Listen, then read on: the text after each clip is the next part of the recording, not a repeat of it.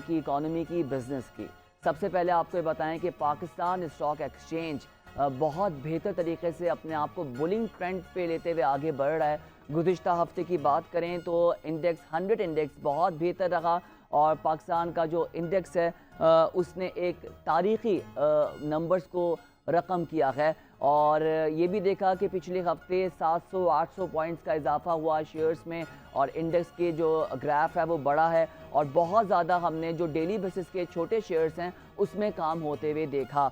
Monday है, आज भी स्टॉक एक्सचेंज का आगाज़ हमने उस तरह से देख रहे हैं और ये लग रहा है कि पूरा दिन एक्सचेंज के फ्लोर पे हमें बहुत बेहतर नंबर्स नज़र आएंगे और ज़्यादातर आपके जो शेयर्स हैं वो उन कंपनीज़ के हैं जो पेट्रोलियम प्राइसेस के साथ या जो पेट्रोलियम के साथ oil and gas marketing companies हैं उनके साथ जिनका ताल्लुक है।